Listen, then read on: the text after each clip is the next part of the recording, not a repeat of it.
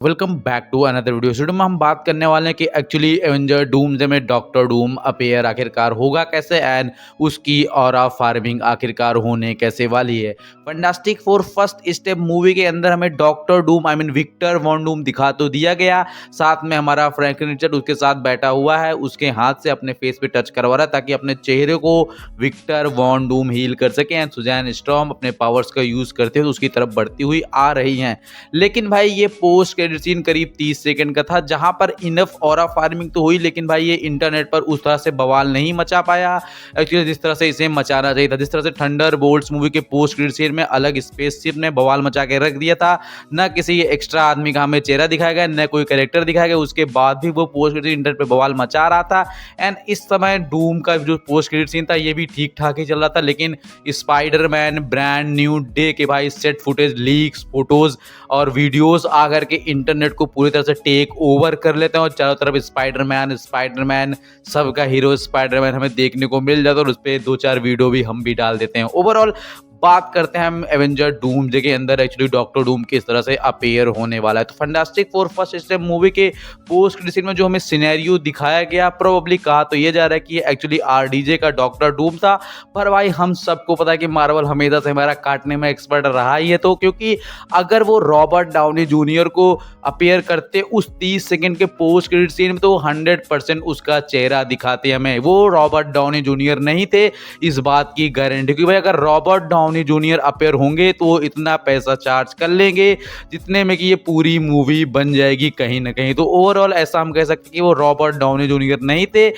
वो costume design and set footage से देखने में समझ में आ भी रहा था, और जो मास्क उन्होंने पकड़ रखा है भाई वो डूम के मास्क जैसा लग भी नहीं रहा है, पर वो है डूम ही, लेकिन उसके मास्क के डिजाइन को चेंज कर दिया गया है। आयरन मैन का मास्क देखने में ज्यादा लग रहा है डिजाइन से, लेकिन वो है डूम का ये मास्क। लेकिन डूम के मास्क में काफी सारे ऊपरी सिंबल्स होते हैं, वो चेहरे का डिजाइन, वो एंग्रीज फेस, वो सब मिसिंग लग रहा है। तो प्रोबेबली ये एक डूम बॉट हो सकता है। अब डूम बॉट ऐसी चीजें हैं जो कि भाई डूम के जैसे ही दिखती हैं, आप उनमें अंतर निकाल नहीं सकते कि डूम और डूम बॉट में फर्क क्या है। यही मास्क है, छोटी मोटी चीजें जो कि सिमिलर नहीं होती हैं। तो ये प्रोबेबली एक डूम बॉट हो सकता है, या फिर चांसेस इस बात की भाई ये डूम हो सकता है आगे की मूवी में उस पोस्ट क्रेडिट सीन को एक अलग एक्सपेक्ट रेशियो से हमें दिखाएं, सिनेरियो चेंज करके कि भाई ये डूम इस तरह से अपीयर होने वाला है। एंड साथ में अब होगी असली डूम की एंट्री। डूम किस तरह से समहाउ टीवीए का पता लगा ले और मार्वल सिनेमैटिक यूनिवर्स के डूम्सडे के सेट से कुछ सेट फुटेज हमारे सामने लीक निकल कर आई है कि भाई जहां पर एवेंजर डूम्सडे की फिल्मिंग इस समय टीवीए के अंदर चल रही है और टीवीए डूम्सडे में बहुत ही मेजर रोल प्ले करने वाला है। एंड साथ में भाई टीवीए के साथ साथ लोकी तो 100% दिखने वाला है, क्योंकि भाई वो कास्ट अनाउंसमेंट में कंफर्म कर दिया गया है। सिल्वी, मोरबियस एंड टीवीए के सारे कैरेक्टर हमें एक साथ देखने को मिलेंगे एंड भाई बहुत ही ज्यादा मिक्सअप होगा और सारा बवाल अगर के टीवीए पर ही मिक्सअप होकर खत्म होने वाला है। ओवरऑल बात करते हैं हम किस तरह से डॉक्टर डूम हमारे सामने पहली बार आने वाला है। तो एक्चुअली भाई डॉक्टर डूम अपीयर होगा काउंसिल ऑफ कैंग को खत्म करते हुए। हाँ भाई, एक्चुअली बहुत बड़ा जवाब हमारे सामने ये है कि भाई एक्चुअली काउंसिल ऑफ कैंग का हुआ क्या, काउंसिल ऑफ कैंग गए कहाँ। तो एक्चुअली भाई केविन फेगी ने बताया कि भाई वो कैंग को रिटर्न आ रहे हैं और उनकी कहानी हमें डूम्सडे में एंड करती हुई दिखाई जाएगी। लोकी के सीजन 2 में कैंग को खत्म किया गया है, उसकी काउंसिल को खत्म करने को दिखाया नहीं गया। कि बहुत सारे सवाल हमारे सामने छोड़े गए कि भाई वो नए नए कैंग के वेरिएंट को मार रहे हैं, लेकिन काउंसिल ऑफ कैंग का हुआ क्या, उनको मारना इतना आसान नहीं है, इसीलिए उन्होंने कैंग डायनेस्टी मूवी हमारे सामने अनाउंस की थी, जो कि भाई कि आपको पता है जोनाथन मेजर किस तरह के लफड़ में फंस गए एंड फिर उन्होंने पेनल्टी वगैरह जो भी चीज़ें थी वो झेली एंड उसके बाद फिर इनको मूवी से निकाल देगा। क्योंकि मार्वल के हमेशा कॉन्ट्रैक्ट में होता है कि भाई जब आप ऐसे कुछ कर्म कांड कर दोगे तो हम आपको अपनी मूवीज में अपेयर नहीं करने वाले हैं, लॉसेस मार्वल उठाना नहीं चाहता है। तो इसीलिए भाई एक्चुअली जोनाथन मेजर मूवी से निकल गए और कैंग डायनेस्टी पूरी की पूरी मूवी को रैप अप कर दिया गया, खत्म ही कर दिया गया।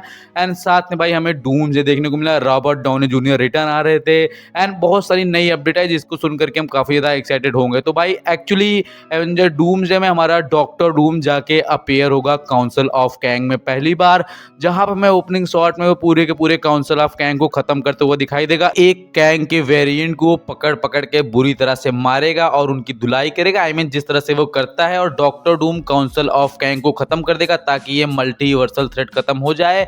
और उसके मार्ग में उसके जो एम्बिशंस है बैटल वर्ल्ड बनाने की क्रिएशन में सबसे पहले अगर कोई के सामने आके खड़ा होगा तो वो होगा कैंग, क्योंकि कैंग को है रूल करना चाहता है अलग अलग मल्टीवर्स के वेरिएंट के साथ, और डॉक्टर डूम यही नहीं चाहता। डॉक्टर डूम चाहता है कि सिर्फ मैं हूं सबका रूलर, सारी की सारी अर्थ की टाइमलाइंस मिट जाएं और सिर्फ एक ही जगह हो जिसे बोलते हैं बैटल वर्ल्ड।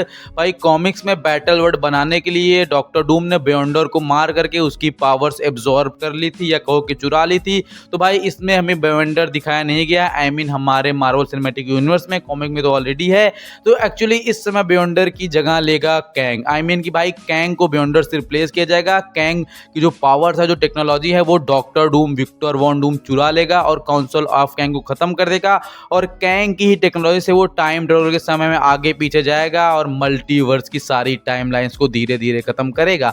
और जो शूटिंग अभी टीवी में चल रही है, प्रोबेबली ये इसी सीन की शूटिंग होगी जो कि हमारे सामने आएंगी, एंड हमारा द गॉड ऑफ मल्टीवर्स लोकी आएगा। लोकी और कैंग के बीच में फाइट होने से पहले भाई लोकी और डूम के बीच में फाइट होगी, एंड इसी बीच में अपीयर होगा हमारा द गॉड ऑफ थंडर, जो कि अपने भाई लोकी को प्रोटेक्ट करने के लिए डॉक्टर डूम से बचेगा। और रिसेंट पोस्ट से तो 100% क्लियर हो ही जाता है कि भाई हमारे क्रिस हेम्सवर्थ चाचा अब एवेंजर डूम्सडे के बाद आई थिंक अपीयर नहीं होंगे, क्योंकि भाई जो भी टाइमलाइन है वो रीसेट कर दी जाएंगे। और उनके ट्वीट्स इस तरह से इमोशनली हमें मतलब ऐसा समझ में आ ही रहे हैं कि भाई एक्चुअली जो है लफड़ा काफ़ी मतलब गंभीर होता जा रहा है, कि भाई एक्चुअली क्रिस हेम्सवर्थ जो है वो अब मूवीज से बाहर निकलने वाले हैं और वो प्ले भी नहीं करना चाहते, वो इंजरी वगैरह भी फेस कर रहे हैं।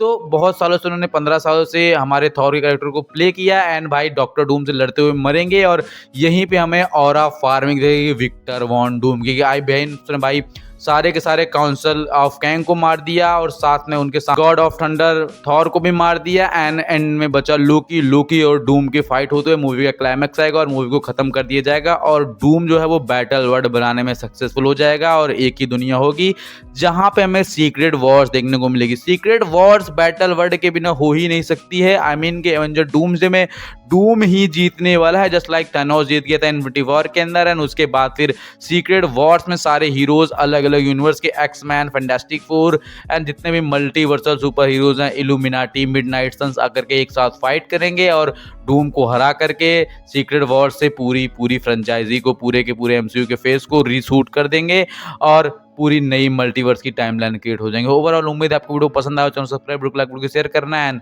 Thanks for watching. मिलते हैं नेक्स्ट वीडियो के साथ।